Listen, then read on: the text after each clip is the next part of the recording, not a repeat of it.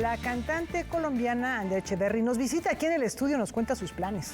Ya unos días de conmemorar el Día Mundial del Agua, ¿qué son las ciudades esponja?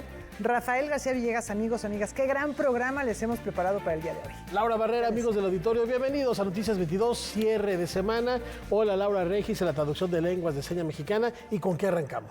Bueno, les comentamos algo importante. Educación y patrimonio son temas que se defienden desde la trinchera de la cultura. Pues yo creo que sí es algo muy bueno que se quite la cuota de inscripción, porque hay muchos que trabajan y estudian al mismo tiempo y ese dinero lo pueden aprovechar para pagar su renta, incluso para tener sus ahorros anuales y poder aprovechar esa oportunidad también para aquellos que por eso se detienen. Hoy en la mañana, la presidenta de México, Claudia Sheinbaum, informó que se cumplió con la promesa que hizo a finales del 2024 con los alumnos del INVAL para no cobrar inscripciones en las escuelas de enseñanza artística. Las cuotas para educación gratuita, pública y de calidad como un derecho en el ramo de la educación artística, y el cual representa un sistema integral para democratizar el acceso a la cultura, fomentar la inclusión social y profesionalizar la enseñanza artística en México. Y ya se están reparando, dándoles mantenimiento prácticamente a todas las escuelas del INVAL. Ya no se cobran colegiaturas, ya son gratuitas, y vamos a seguir trabajando para que este sistema público de educación en la Secretaría de Cultura, en el Instituto Nacional de Bellas Artes y Literatura, sea cada vez más un espacio para las y los jóvenes de México. Considero que es un gran incentivo y una gran forma de empezar como a seguir promoviendo que los estudiantes ingresen a las escuelas de arte en el INVAL. Aún así pienso que es necesario que se produzcan otro tipo de apoyos.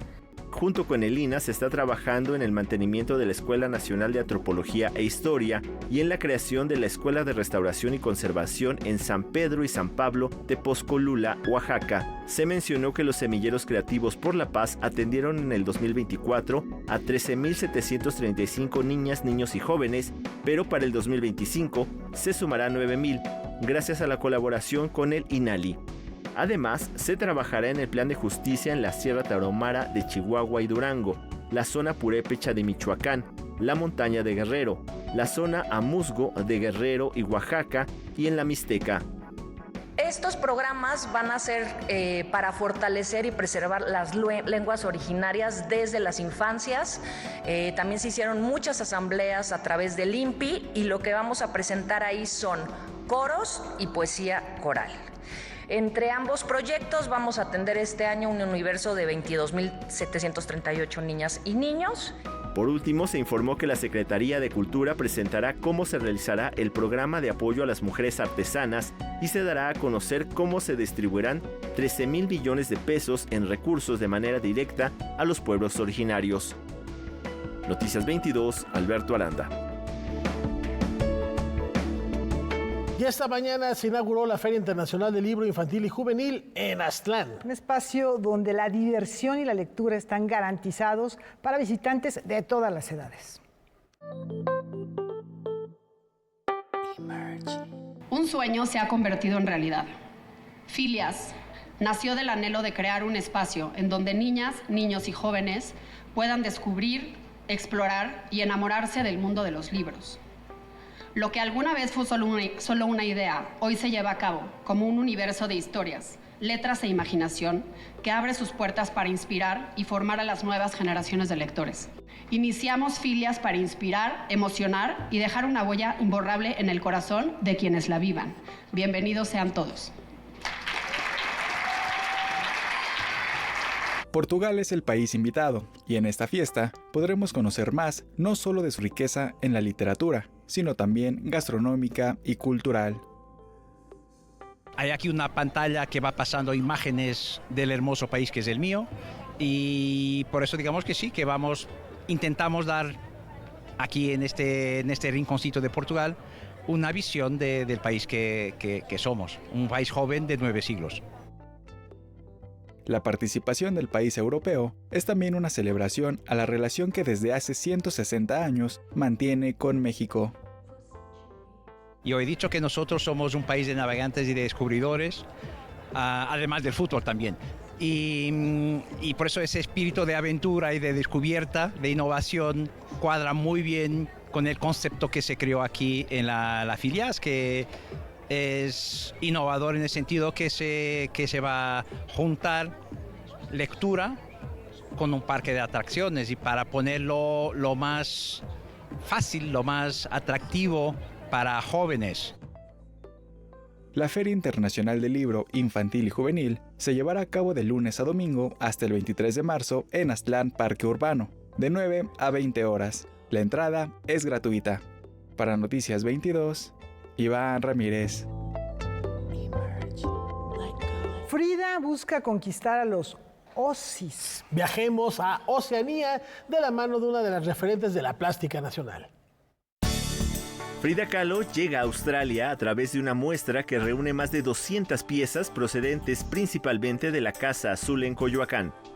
En esta exposición, curada por Circe Nestroza y por Lauren Ellis, nos permite entender cómo Frida Kahlo va construyendo su identidad a partir de la manera en la que decide presentarse, tanto con los textiles, la manera en la que decide posar en las fotografías y sobre todo también la manera en la que decide representarse en estos maravillosos autorretratos por las que la reconocemos en todo el mundo.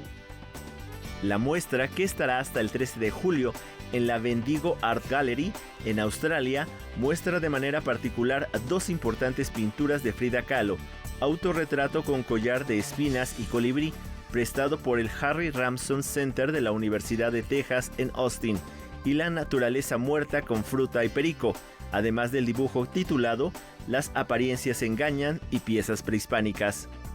En la exposición tenemos algunas piezas de joyería, incluidas piezas prehispánicas que con el maravilloso apoyo del INA es que están en esta exposición y nos permiten también entender cómo Frida Kahlo es una amante de la cultura mexicana y de las culturas prehispánicas, y por eso es que ella decide utilizar estos collares prehispánicos y estas piezas de indumentaria tradicional mexicana para expresar su mexicanidad.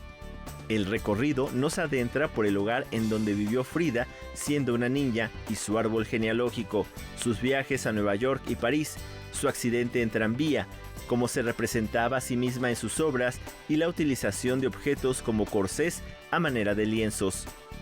Tenemos la indumentaria que Frida utilizaba, por la que es además tan reconocida alrededor del mundo.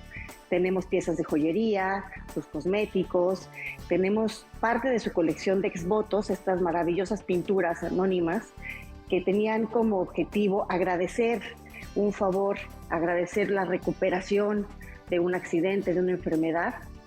Noticias 22, Alberto Aranda.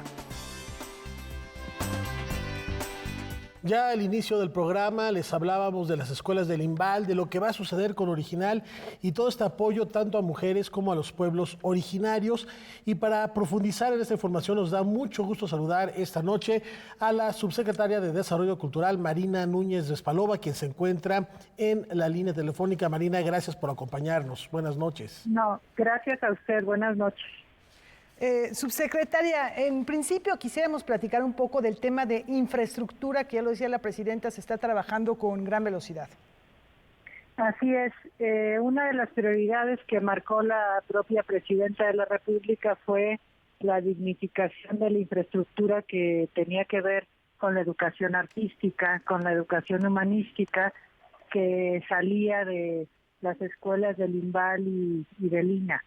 Y entonces la secretaria de Cultura se dio a la tarea de hacer un programa que implicara no solamente el arreglo de la propia infraestructura, el equipamiento, que había también que volver a rearmar, a actualizar, sino también echar mano de asesores, de consultores y de otras instancias también de educación artística para hacer y revisar la currícula de educación. Y pues estamos en un proyecto muy ambicioso donde queremos que el talento de los jóvenes mexicanos pues se vea también equilibrado con esta pedagogía y la educación que puede ofrecer el Estado en el ámbito artístico. Fundamental también la propuesta de descentralización y llegar a cada rincón del país, subsecretaria.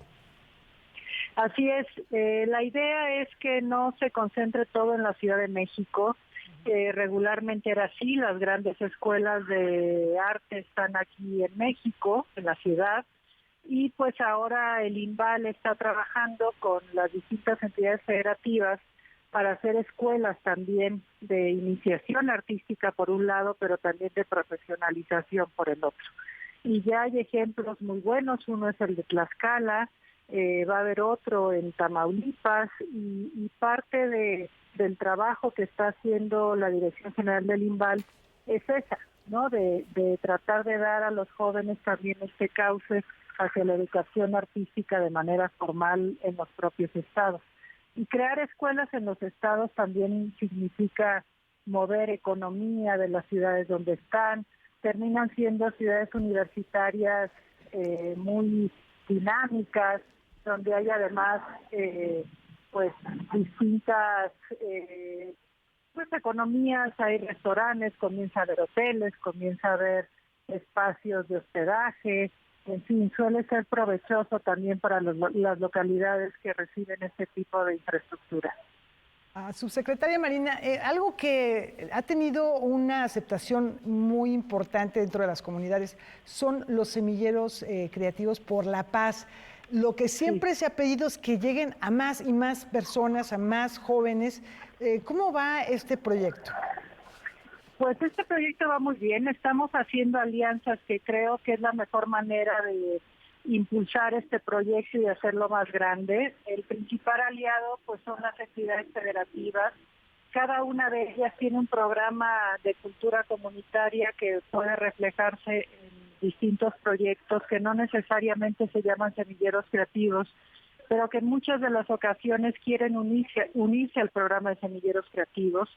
Y lo hemos aprovechado compartiendo pues la pedagogía de los semilleros, la dinámica, y se van conformando grupos con los propios estados que van cuidándolos. Eso es por una parte.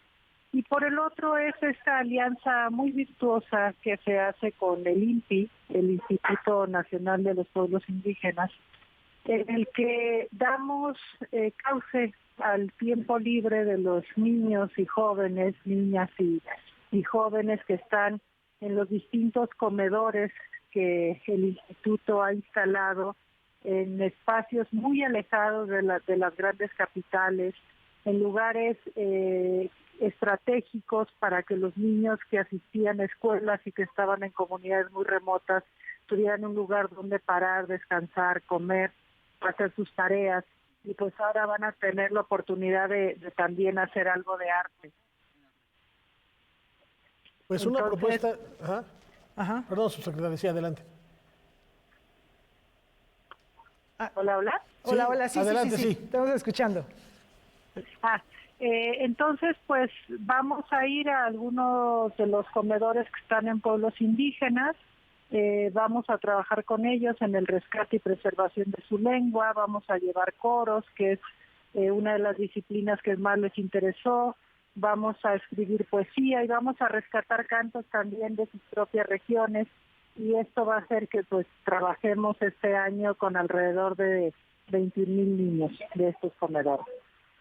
Una propuesta multifactorial que tiene la convergencia de distintas edades, de distintas comunidades, por supuesto también la equidad de género presente en este fomento, en esta promoción, y además me encanta la referencia que hace al desarrollo que pueden tener las distintas entidades, no solo con el impulso al turismo, creando estas escuelas, sino también esto se repercute en la creación de teatros, de salas de concierto y por supuesto la creación también de comunidad artística y musical, de manera particular, y esto es lo que más aplaudimos entre las nuevas generaciones, subsecretaria. Sí, totalmente. Lo que pasa es que cuando uno empieza a hacer que los jóvenes y los niños formen parte de la producción artística, que sean ellos mismos los que se expresen a través del arte, pues seguramente son los futuros públicos que van a consumir también los productos artísticos. y es lo que llamábamos en algún tiempo creación de públicos. La mejor manera de crearlos es haciéndolos creadores a ellos mismos. Y eso, pues, el semillero es un muy buen pretexto. Marina Núñez Vespalova, subsecretaria de Desarrollo Cultural, muchísimas gracias por esta conversación. Ya estaremos en contacto y platicaremos seguramente de cada uno de estos programas, cómo se van desarrollando a lo largo del año original y otros más que han tenido también una gran aceptación por parte de comunidades de creadores, creadoras y del público en general. Muy buenas noches, gracias. No, muy buenas noches, muchas gracias a ustedes. Muy linda noche, pues ahí está la invitación, Pues la reflexión. Está muy bien. Marina Núñez Vespalova, subsecretaria de Desarrollo Cultural del Gobierno Federal. Vamos a una brevísima pausa. Muy breve, regresamos enseguida.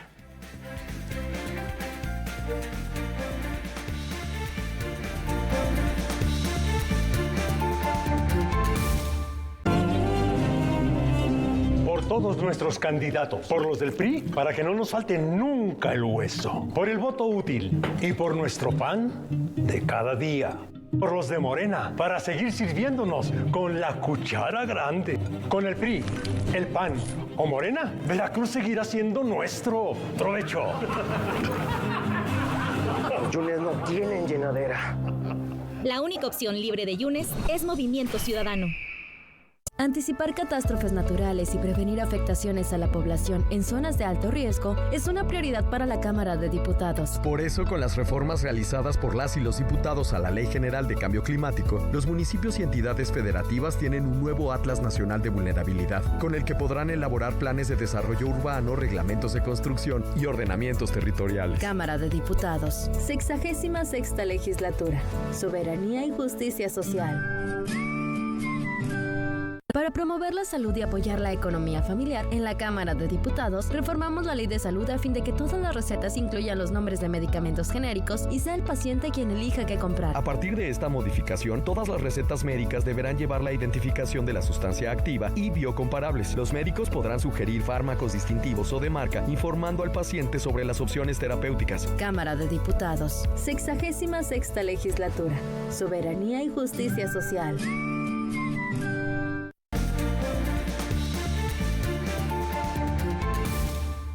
Se aproxima el Día Mundial del Agua, un buen pretexto para reflexionar sobre las ciudades esponja. Hoy elimina la ciencia en movimiento. Acompaña a Karen Rivera, Alejandro Alba Martínez, del Departamento de Hidrobiología de la UAM Iztapalapa. Bienvenido, Alejandro.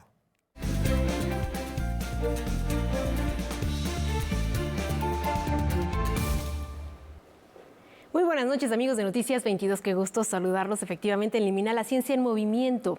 Fíjense que la ONU estima que 8 de cada 10 habitantes de América Latina viven en zonas conurbanas, en ciudades que, bueno, están un poco alejadas de las zonas rurales y que además requieren de agua. Son ciudades que en la América Latina enfrentan crisis hídricas. Y hoy me da mucho gusto presentarles al doctor Alejandro Alba. Él es un investigador del Departamento de Hidrobiología de la UAM Iztapalapa. Alejandro, muchas gracias. Bienvenido a Noticias 22. ¿Qué tal? Muy agradecimiento al Canal 22 por la invitación. Karen, un gusto. Aquí estamos. Pues importante tema porque hoy vamos a hablar de las ciudades esponja. ¿Por qué necesitamos en el mundo ciudades esponja? Pero para llegar a eso, ¿qué es una ciudad esponja? ¿Cuáles son los elementos que, bueno, las hacen especiales? Bien, es importante saber algo. O sea, en este caso, todo el auditorio, lo que tenemos que considerar es, cuando pensamos en una esponja, lo primero que nos viene a la mente es la cocina. Entonces pensamos en una pequeña esponjita y esa esponjita, cuando la llenamos de agua, se mantiene llena de agua. Entonces es lo que vamos a tener que pensar en esta línea. Una ciudad esponja es un sistema, es un modelo de urbanístico que se dedica a almacenar el agua, particularmente de lluvia. Entonces, toda esa agua que llega a cualquier tipo de terreno, en lugar de lanzarla fuera, la vamos a retener. Entonces, ese es el principio básico. Es como una alcancía.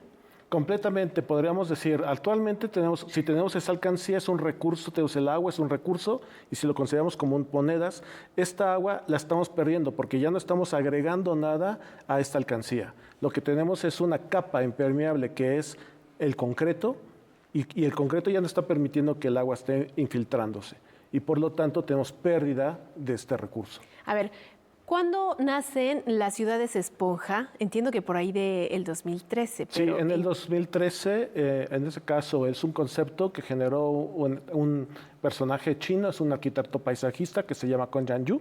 Entonces generó este concepto que es prácticamente retener el agua de lluvia, filtrarla, almacenarla, que se absorba y purificarla. En este caso, ¿cómo estamos en este momento en México, por ejemplo, ¿no?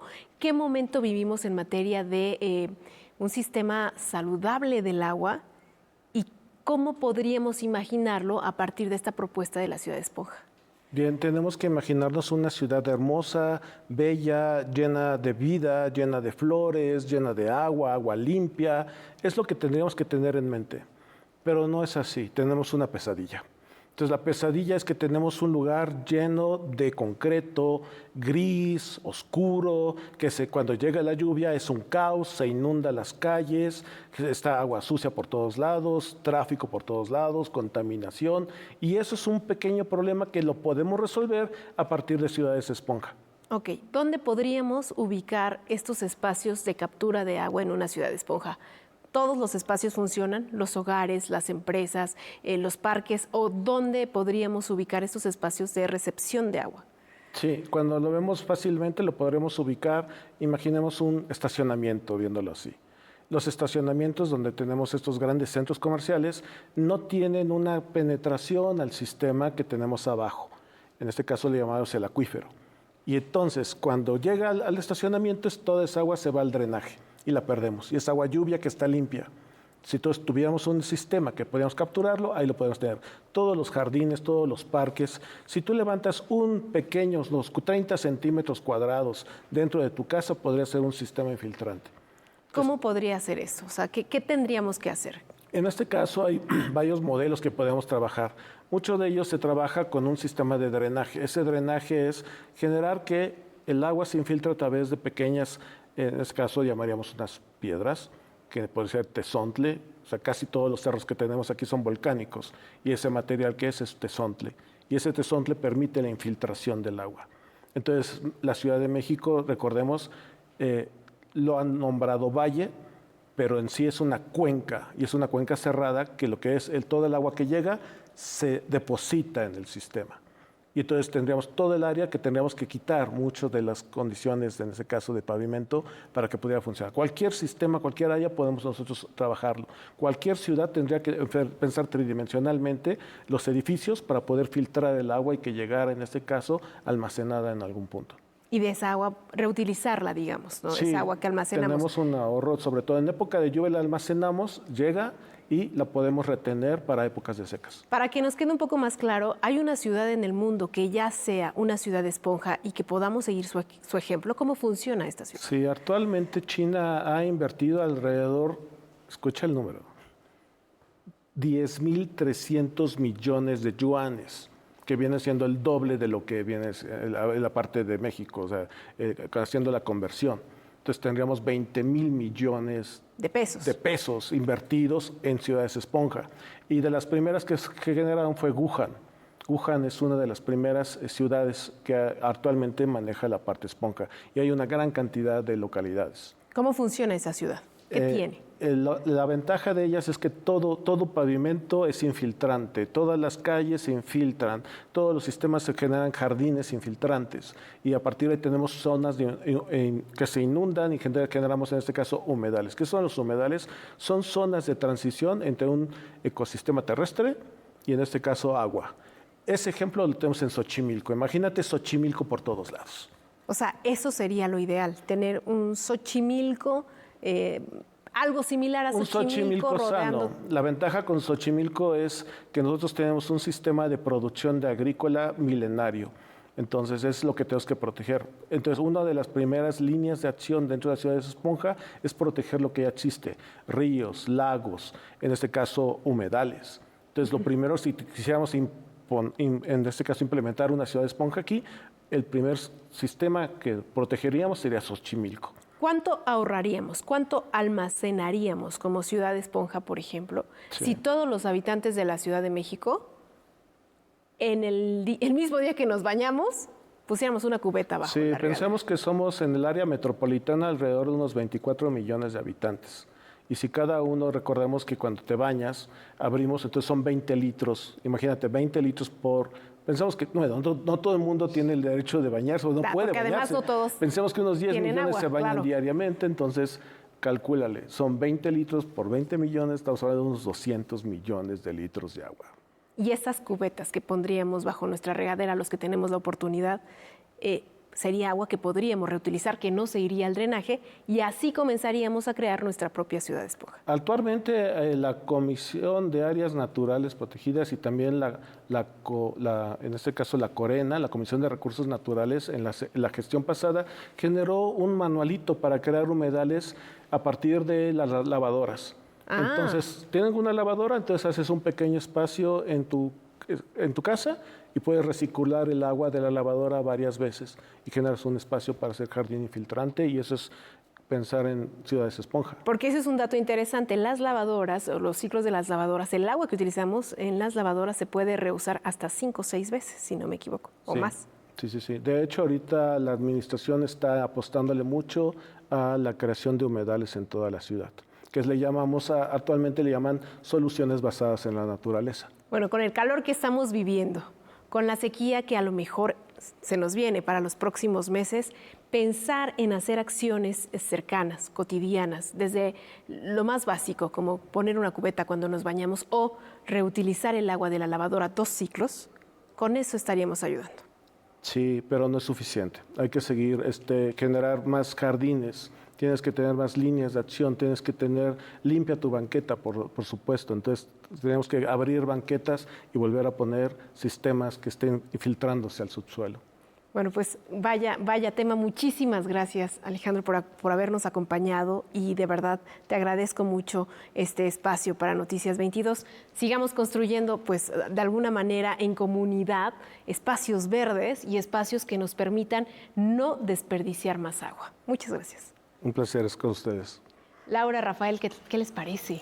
Fascinante. ¿Cuánta la agua gastan sustentabilidad. cuando se bañan, por cierto? Sí, no, cuidar el agua, Karen, el mensaje, cuidar el agua, la sustentabilidad, y ojalá muy pronto podamos estar hablando de esta gran urbe como una ciudad esponja también. Y que todos podamos contribuir. A mí me interesaría mucho más explorar esto de los ciclos de lavado, que yo no tenía ni idea que se podía reciclar esta agua, recircularla, y bueno, son avances que yo creo que no debemos dejar solamente las autoridades, sino tomarlos en nuestra propia responsabilidad diaria. Muchas gracias. Muchas doctor. gracias, doctor. Gracias, Karen. Gracias. Y vamos a cambiar de tema, Laura. Sí, porque en manos de mujeres nace esta propuesta musical que vamos a ver. Un concierto ecléctico, contrastante, es lo que ofrecerá la Orquesta Escuela Carlos Chávez este fin de semana. A mí me gustan los conciertos eclécticos, ¿sí? Y yo creo que las cosas están conectadas de alguna manera. Hay que encontrar cómo hacerlo. Pero yo creo que este concierto está muy bien balanceado, ¿sí? Comenzamos con Dimitri Dudin, le gusta música teatralísima, ¿sí? Y luego de pronto te vas al blues, a Eugenio Toussaint, a su delicadeza, su virtuosismo en la flauta. Y luego el mundo huasteco estilizado, por supuesto. El concierto, titulado En manos de mujeres, incluye las piezas 4 preludios y fuga para pequeña orquesta del compositor ruso Dimitri Dudin, concierto para flauta y orquesta número 1 de Eugenio Toussaint, y el estreno del concierto huasteco para violín y orquesta de Ricardo Martín Jáuregui. El concierto de Ricardo Martín, un concierto en estilo huasteco, sugerente, brillante, hasta una fuga tiene en estilo huasteco, ¿sí? Los sones de danza, las danzas tradicionales, una obra muy bella, muy bien escrita para el violín y en manos de una gran maestra que es Cecilia Becerra. Tenemos el concierto de Eugenio Toussaint, compositor que murió trágicamente, al cual todos recordamos con un enorme cariño, y esta obra fue especialmente escrita para nuestra solista, quien la estrenó hace ya más de 10 años, Marisa Canales, flautista, gran productora musical, y es recordando al maestro Toussaint, queda en manos de ella poder tocar esta obra, que además es deliciosa, tiene un tango blues, un andante precioso y al final un choro estilo brasileño, lo cual es muy interesante para la orquesta. Este concierto permitirá al público escuchar el virtuosismo de la agrupación al tener piezas tan variadas. Nosotros somos una escuela profesional de música y los jóvenes, las jóvenes, tienen que enfrentarse a muchos estilos. Y eso es parte del reto, poder conocer las diferentes formas en las que uno puede ejecutar su instrumento. Entonces, desde la perspectiva didáctico-pedagógica, que para nosotros es fundamental porque es una escuela profesional, esto brinda esta posibilidad. Además, música que no está en el oído, música totalmente nueva para ellos. Manos de Mujeres se presentará el sábado 15 de marzo a las 13:30 horas en el Auditorio Blas Galindo del CENART y el domingo 16 a las 13 horas en la cancha de tenis del Complejo Cultural Los Pinos. La entrada es libre. Noticias 22, Alberto Aranda. Y sin alejarnos mucho de esta propuesta, como parte del ciclo Música de Mujeres, el domingo 16 a la 1:30 de la tarde, la cita es en el Auditorio Blas Galindo, también aquí en el Centro Nacional de las Artes. Ahí se va a presentar la pianista, clavecinista, investigadora Lidia Gerber-Hahn, que va a ofrecer un recital en el que va a rescatar la obra de grandes compositoras de diversos tiempos y geografías. Así que la invitación es a que no se lo pierdan el domingo a la 1:30 de la tarde. Y con esta invitación nos vamos a una brevísima pausa. Regresemos.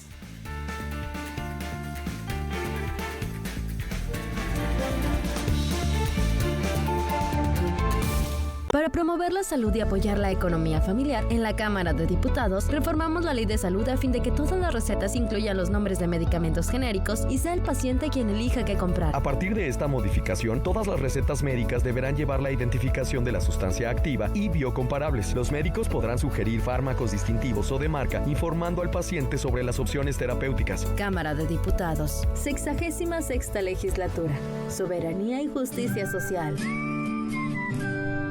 El Senado de la República ha sido guía en la historia de nuestra democracia. En 200 años ha impulsado los cambios y ha sido protagonista de nuestra evolución como país. Hoy es la fuerza de la representación de los estados. El espacio donde se crean las leyes para construir una sociedad más igualitaria. Conmemoremos juntos el bicentenario de la instauración del Senado. Por un futuro donde nuestras voces sigan construyendo en unidad a nuestra gran nación. Senado de la República.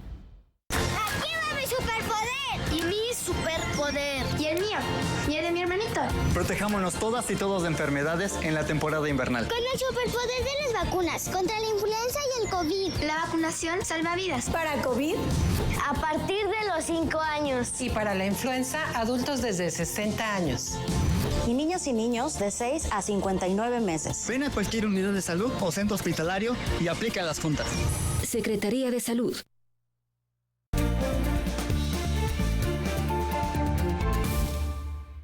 Por si alguien dudaba aún que la música es una ciencia, presten oídos a esto. El aclamado grupo estadounidense Tool vuelve a México para presentarse en la explanada del Estadio Azteca y ofrecer una experiencia sonora capaz de sublimar el potencial de las matemáticas como herramienta creativa. Y es que desde su irrupción en la escena del rock progresivo y alternativo, el cuarteto californiano ha maravillado a propios y extraños con los patrones matemáticos que esconden sus composiciones. Uno de los ejemplos más claros de esta conexión se encuentra en la canción Lateralus del álbum homónimo de 2001, donde la estructura de los versos sigue la famosa sucesión de Fibonacci, el modelo matemático en el que cada número es la suma de los dos anteriores. La banda aplicó este enfoque en las letras y composición rítmica, de modo que la estrofa va aumentando el número de sílabas pronunciadas siguiendo la secuencia 1, 1, 2, 3, 5, 8, 13. No por nada, es considerada una de las obras musicales más complejas en la historia del rock, aunque no se trata de la primera ni la más ambiciosa composición en la que se emplean conceptos matemáticos. Basta con echar un vistazo a la historia.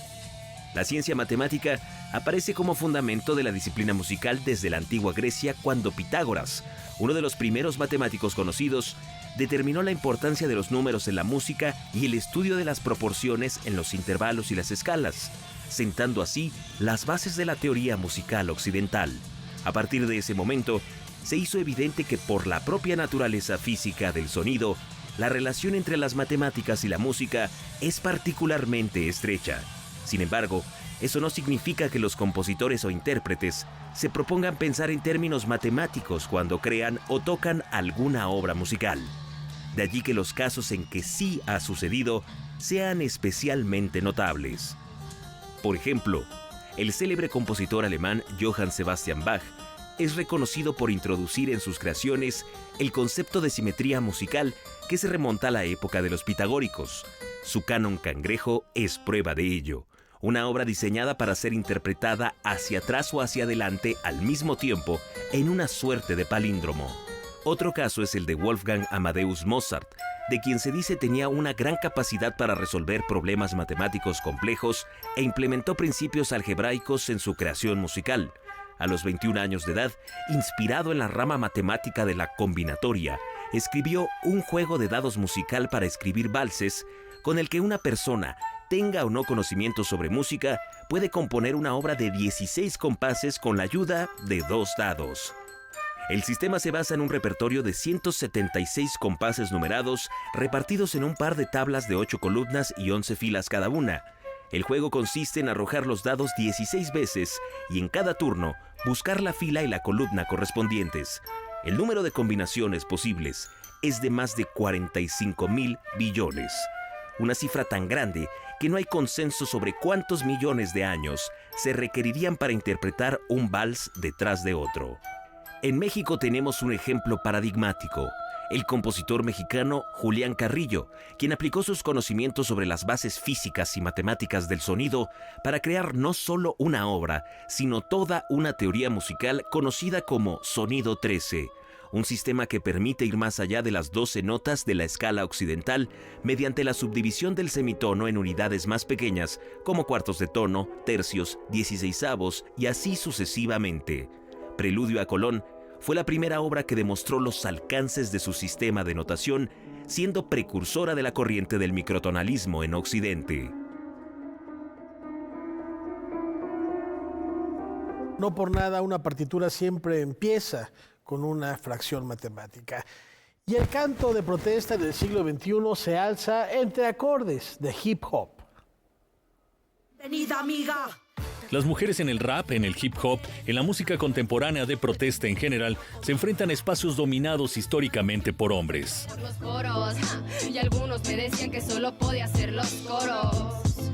Ya no ser mujeres, irrumpir como y querer hacer algo, ya es irrumpir como en el orden establecido, ¿verdad? O sea, si yo quiero salirme de un rol que se me ha impuesto por como ser mujer, ya ahí causa cierta incomodidad, ¿no? Ha sido complicado en el sentido de que, bueno, la música independiente no es un ámbito sencillo en el cual moverse, y mucho menos cuando eres una mujer, cuando eres una persona racializada, cuando eres como yo, una persona de la comunidad LGBT, que siempre orgullosamente digo, yo soy lencha y en mis canciones lo digo, o sea, no. Antes de mi generación no había rap, entonces a mí me toca ser de esa primera generación, no solo como rapera, sino como gestora cultural.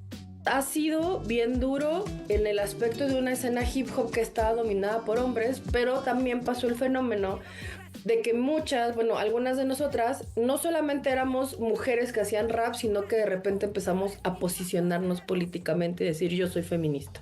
Su música, sus letras son el espejo de una sociedad golpeada por la violencia de género, por una discriminación arraigada que igual se presenta en Oaxaca, en Sonora, que en Nueva York y Barcelona. Violencia que se disfraza de usos y costumbres, de religiones, de cotidianidad. Nunca me imaginé que a lo largo de la vida yo terminaría pues escribiendo música de protesta, ¿no? Con contenidos políticos o con causa, como luego la llaman. Pero creo que mis vivencias personales me fueron llevando hacia allá. Me siento perrísima, ya no soy la víctima, tiro tu política. Y ahí cambió la cosa, ¿no? Porque entonces ya no son las viejas que quieren e intentan hacer rap, sino son las viejas que reclaman, ¿no? Y poco a poco yo siento que yo me fui desafanando de esa escena del rap y fuimos creando como una escena nueva que fue la escena de rap feminista para morras que estaban dentro del activismo, ¿no? Se busca, ley en la ficha pegada en el poste de la esquina para dar vuelta a mi cuadra. Cabello largo negro, uniforme de secundaria. Mi formación política vino del propio contexto. Entonces, esa es la historia en la que yo crecí, de nuevo, como una mujer desplazada, como primera generación en la ciudad, ¿no? Con una madre jefa de familia. Sí, aunado a eso, cuando yo tenía 5 años, mi papá fue asesinado. Entonces, además, la historia de violencia me toca en primera persona.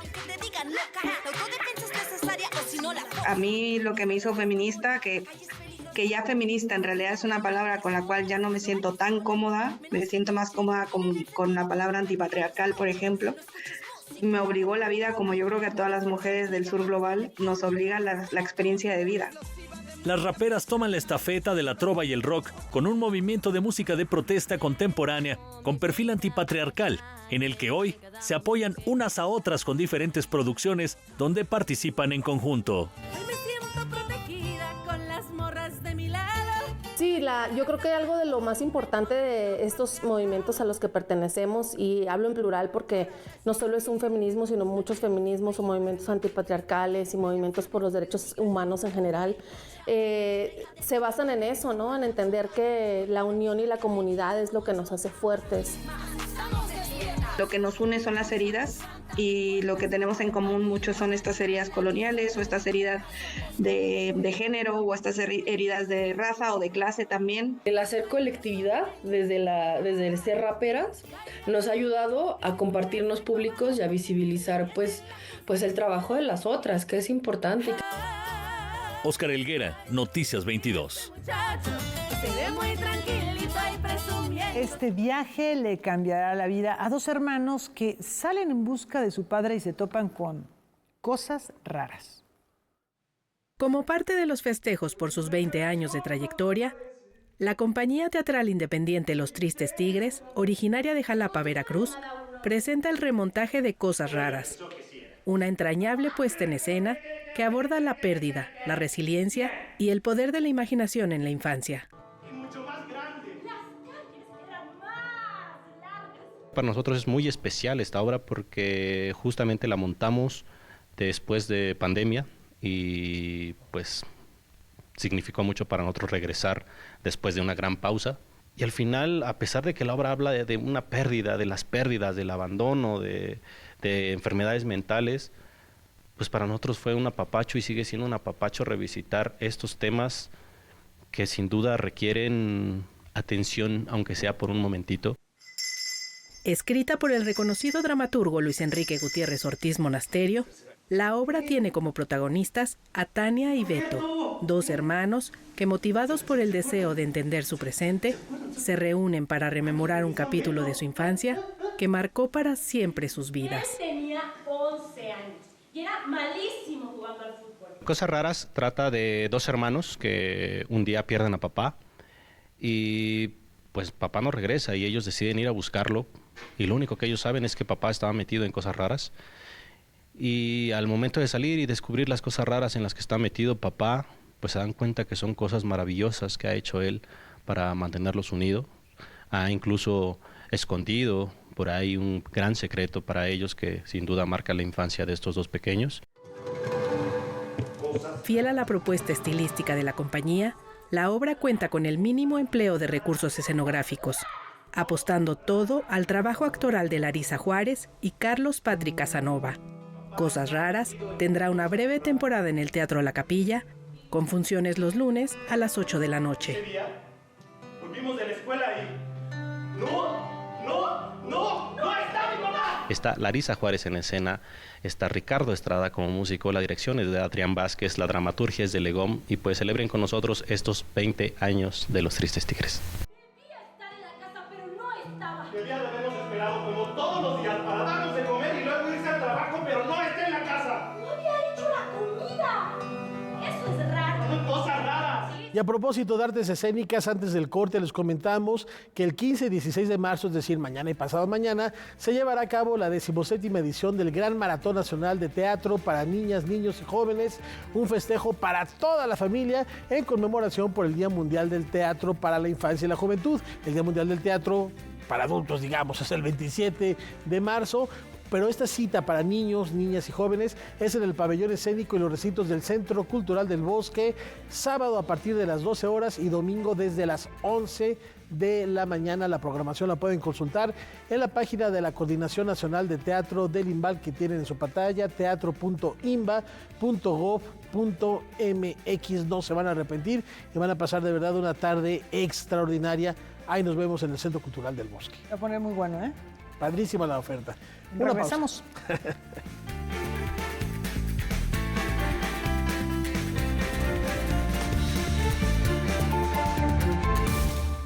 El Senado de la República ha sido guía en la historia de nuestra democracia. En 200 años ha impulsado los cambios y ha sido protagonista de nuestra evolución como país. Hoy es la fuerza de la representación de los estados. El espacio donde se crean las leyes para construir una sociedad más igualitaria. Conmemoremos juntos el bicentenario de la instauración del Senado. Por un futuro donde nuestras voces sigan construyendo en unidad a nuestra gran nación. Senado de la República.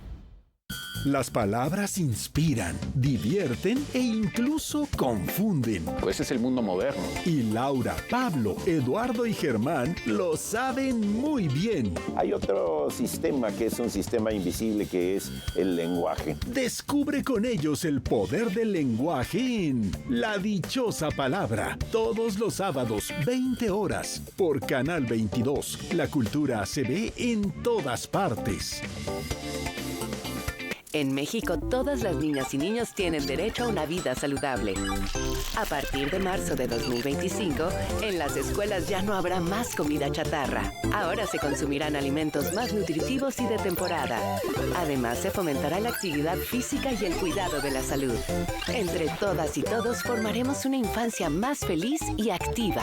Vive saludable, vive feliz. Secretaría de Salud.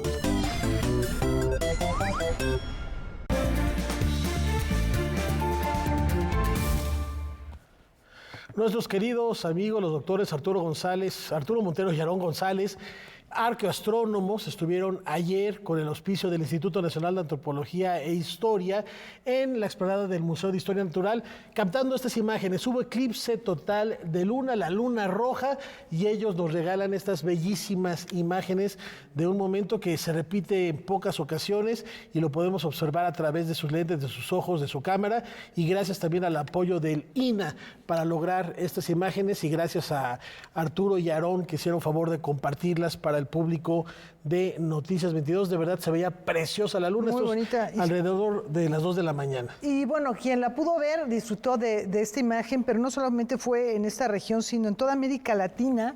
Según hay varios reportes, y se llama pues un anillo de fuego, una marea roja, una luna que es un eclipse finalmente, pero que tiene estas características en cuanto a color. Gracias, Aarón, gracias, Arturo, y gracias al INAH, que de hecho, si entran a las redes sociales del INAH, pueden ver el video completo y la transición de este bellísimo eclipse. Y bueno, fíjense que esta noche lo anunciado, nos acompaña en el estudio Andrea Echeverry, que ya se encuentra con Víctor Gaspar. Adelante. Laura, Rafael, amigos de Noticias 22, muy buenas noches. Nuestra entrevistada se definió como más rebelde que sexy, pero de lo que no hay duda es de que es un referente en el rock latinoamericano y también en la lucha por los derechos feministas. Sin más preámbulo, Andrea Echeverry, a quien le agradecemos mucho su presencia aquí. Andrea, pues son más de 30 años de carrera, de presencia constante en la música. ¿Cuál ha sido el secreto? ¿Cuál es el balance de esta presencia? Pues ha sido toda una vida de dedicarnos a la música, de vivir de la música, ¿no? Eso es un regalo, porque conoce uno muchos músicos súper buenos que tienen que hacer otro tipo de trabajos. Entonces, pues Aterciopelados se siente muy agradecido de que aquí seguimos, sobre todo cuando nuestra propuesta está tan en contra de lo que está masivo y de lo que más suena en la actualidad. Entonces, pues creo que hemos ido construyendo como un nicho conceptual, con luchas, porque creo que eso es una columna vertebral en Aterciopelados, los temas ambientales, los temas antibélicos, de derechos humanos y de derechos de las mujeres, de lo ancestral también. Entonces, pues creo que ahí estamos como en un lugar muy interesante, seguimos súper activos, tocando mucho, sacando canciones nuevas. firmes acá, felices. Y en el contexto del 8 de mayo y del mes de marzo, que ha abrazado las causas femeninas, el combate a la violencia de género, en esta carrera, Andrea, de la defensa de los derechos de la mujer, ¿en qué sí se ha avanzado y cuáles son los pendientes? Pues mira que el 7 de marzo sacamos un EP con 3 canciones feministas. Una se llama More, otra se llama Ruana versus Bikini y otra Mamíferas. Y en las 3 hay como mucho humor, pero también mucha crítica al estereotipo y a la hipersexualización, que creo que en ese tema, pues en vez de avanzar, hemos echado para atrás. Y pues cada vez con las redes, con la cosa superficial así que nos devora, pues el problema es más agudo. Yo creo que las nuevas generaciones deben estar pasándola muy mal, porque las chicas, pues qué tipo de referentes tienen, ¿no? Son superficiales e hipersexualizados. Entonces, pues duro, complicado eso. Y digamos, en otros momentos hemos hecho otros trabajos también contra la violencia y a favor de las víctimas de violencia sexual. Es el caso de un proyecto que se llamó Ovarios Calvarios, donde había 3 canciones antiviolación y una exposición de cerámica. Yo soy ceramista. Y una de las canciones se llamaba Ovarios y estaba invitada a Vivir Quintana. Así que pues ahí llevamos como mucho camino ahí en esa lucha, mucho repertorio, desde canciones como El Estuche, como Cosita Seria, como Antidiva, como Métetelo, no sé, son como muchas canciones y de alguna manera yo abordo el tema de diferentes formas, pero sigue siendo mira la esencia, no las apariencias. Parte de lo que ha sido también Ruiseñora, otra producción discográfica que incluye algunos de estos éxitos.